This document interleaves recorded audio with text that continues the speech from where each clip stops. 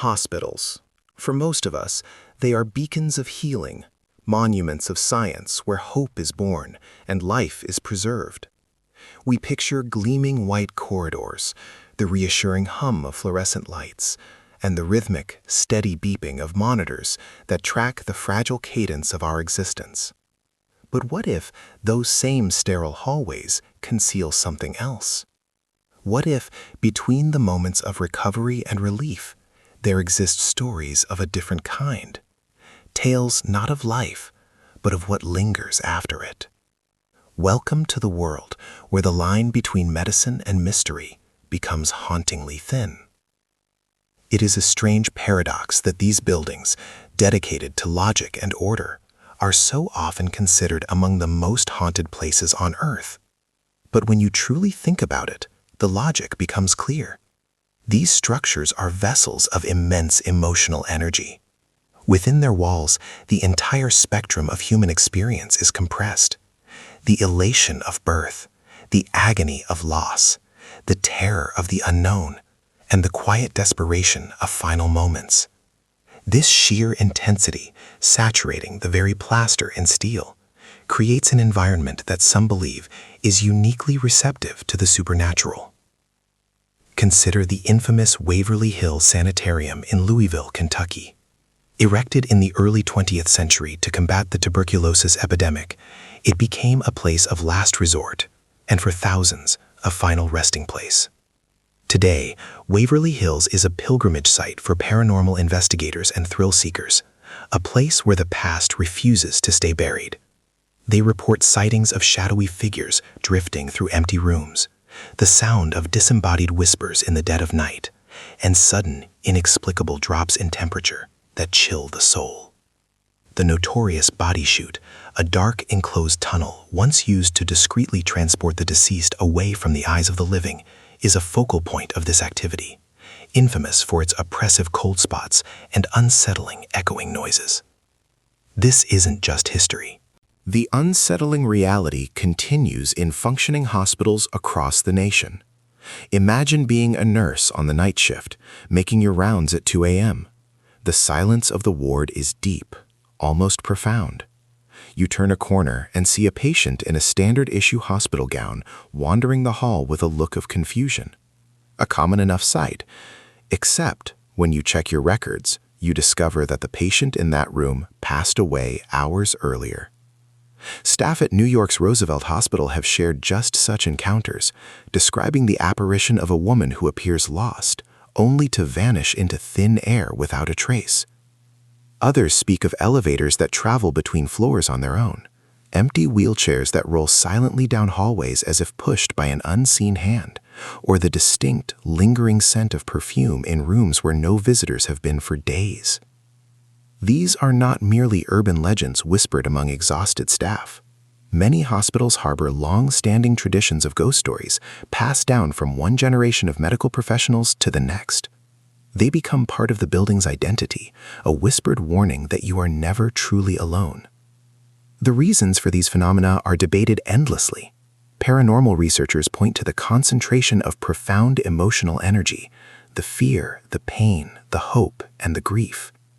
They theorize that this energy can leave an indelible psychic imprint on a location. Others suggest that the sheer number of deaths occurring in a single place might trap spirits, leaving them unable or perhaps unwilling to move on.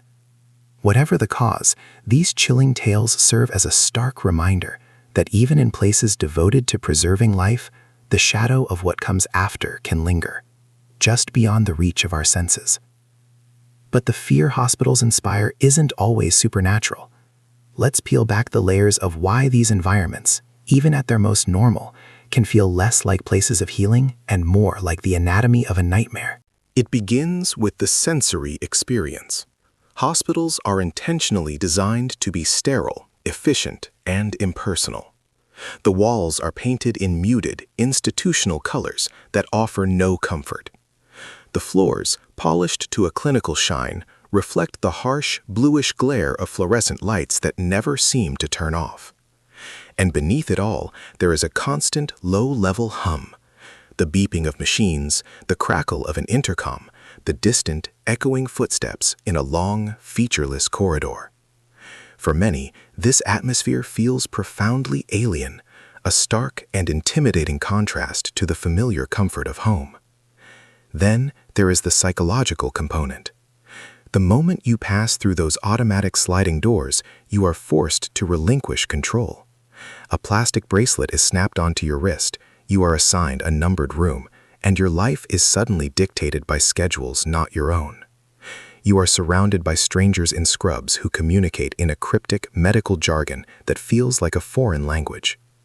This abrupt loss of autonomy, this surrender of self to a system you don't understand, can trigger a deep and primal anxiety. And of course, there is the fear of the unknown. Medical procedures and equipment carry an intimidating mystique of their own. Consider the MRI machine, a massive, whirring tube that swallows you whole, its rhythmic clanging and banging an industrial heartbeat that echoes your own rising panic. Or the simple sight of surgical tools laid out on a sterile tray, gleaming under the operating lights. For many, these are not symbols of healing, but of pain, invasion, and potential harm. Hospitals are where we are forced to confront our own fragility, our own mortality. The machines that monitor our heartbeats and our breathing are a constant, beeping reminder that life is a delicate state, one that can fluctuate and fail at any moment. This relentless surveillance can feel less like care and more like a countdown.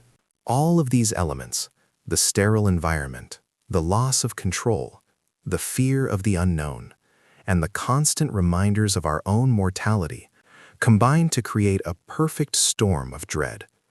It's an atmosphere where the unfamiliar, the uncontrollable, and the emotionally charged collide, turning a place of care into a profoundly unsettling experience for so many who enter. These deep-seated fears are precisely what make hospital horror stories so potent. They tap into a universal vulnerability, a shared anxiety that is instantly recognizable. Think of the titles that could emerge from such a place, titles designed to stop you in your tracks and compel you to know more.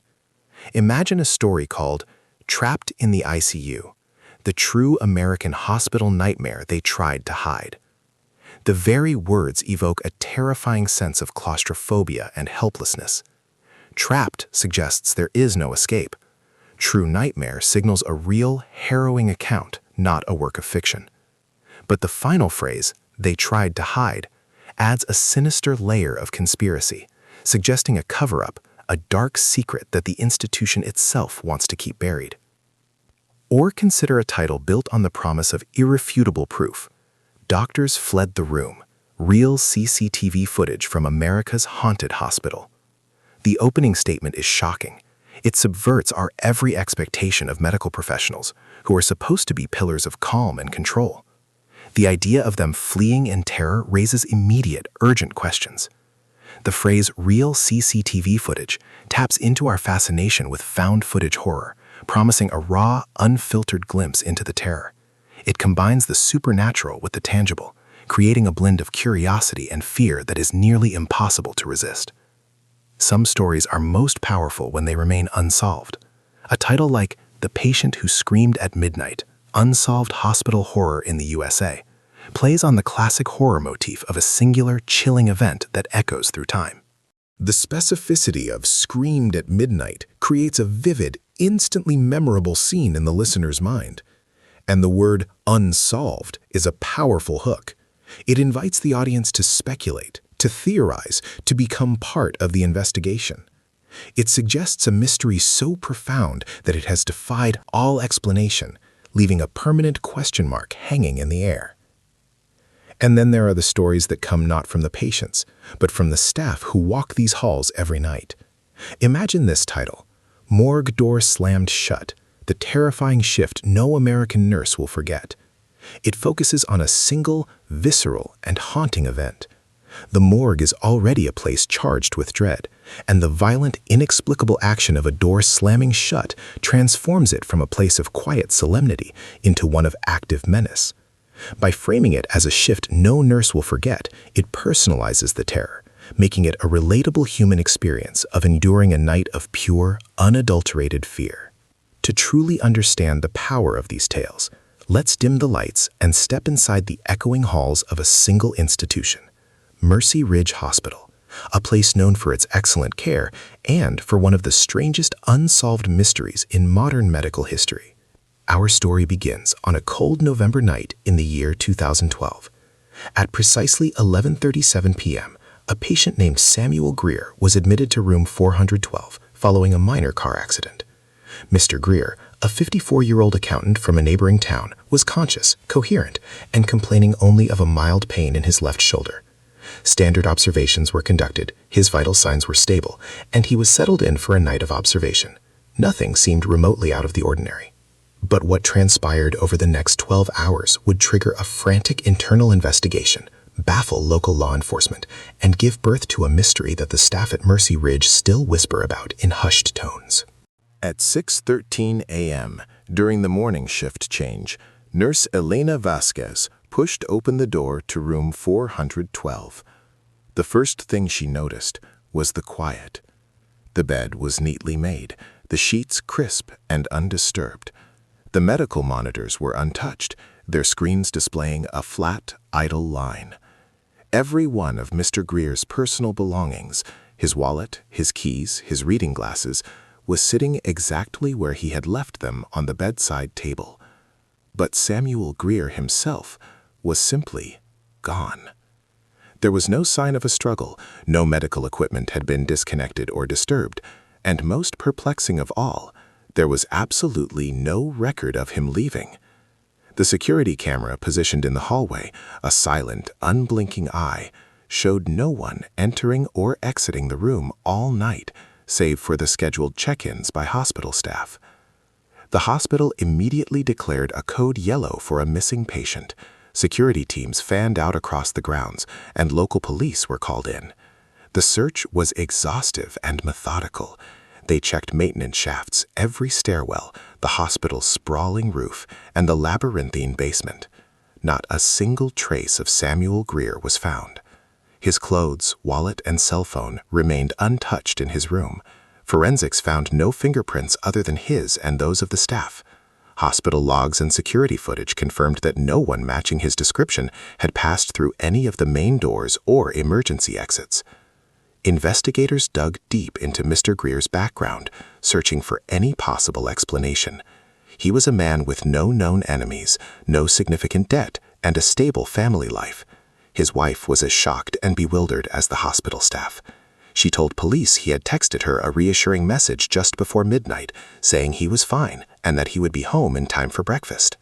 That text message was traced back to his phone, the same phone that was still sitting, silent and cold, on the bedside table in his empty room.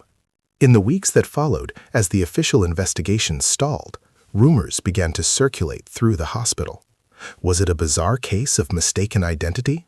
A meticulously planned escape that defied all logic?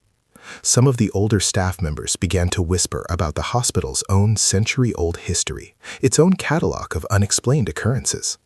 A handful of nurses on the night shift reported hearing faint, disembodied footsteps and seeing fleeting shadows in the corridors around the time he disappeared. But their accounts were too vague, too unsubstantiated to be considered evidence. To this day, the case of the vanishing patient of Mercy Ridge Hospital remains completely unsolved.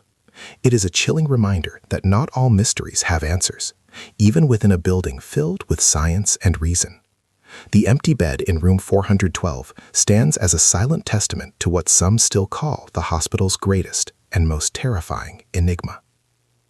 Now, before you turn off the lights and convince yourself that the shadow in the corner of your room is just a pile of laundry, we want to pull you deeper into this darkness with us. This channel thrives on stories like these, real, raw, and deeply unsettling. But the most powerful hospital nightmares are not always the ones we find in dusty archives or hear whispered among night shift nurses. They come from you. If you have ever experienced or even heard of a hospital horror story that made your heart pound or your skin crawl, we want to hear it. Perhaps you spent a night in an eerily silent ward, only to hear distinct footsteps echoing down the empty hallway. Or maybe you've worked in a hospital and witnessed something you still cannot explain. Lights flickering on and off in an abandoned wing, mysterious codes being called for rooms that no longer exist, or a patient who insisted they were visited by a loved one who had passed away years ago. We want every chilling detail. Did you find yourself questioning your own sanity? Did other staff members confirm what you saw? Or did everyone pretend that nothing had happened? The more detail you can provide, the better. We are looking for the stories that keep you up at night. To submit your hospital nightmare, you can leave your story in the comments below or email us at the address provided in the description. If you wish to remain anonymous, simply let us know. Your identity will be protected. And do not worry about your writing ability. What matters is the authenticity of your experience, the genuine fear in your account. We may feature your story in a future episode, giving you the chance to become a part of our growing community of dread seekers. And before you go, if you haven't already, please subscribe. Each week we deliver new tales of real-life terror, medical mysteries, and unsolved hospital hauntings directly to your feed. If you are already a subscriber, we thank you for joining us on our midnight rounds. To ensure you never miss an episode, click the notification bell. And if you know someone who appreciates a good scare, or perhaps someone who could use a stark reminder that hospitals are not always just about healing, share this video with them. You never know whose story we might uncover next. We also encourage you to join the conversation in the comments. Have you worked a night shift and encountered something you still can't explain? Did a loved one ever recount an inexplicable experience during a hospital stay? Perhaps you've always been curious about the legends surrounding your own hometown's medical center.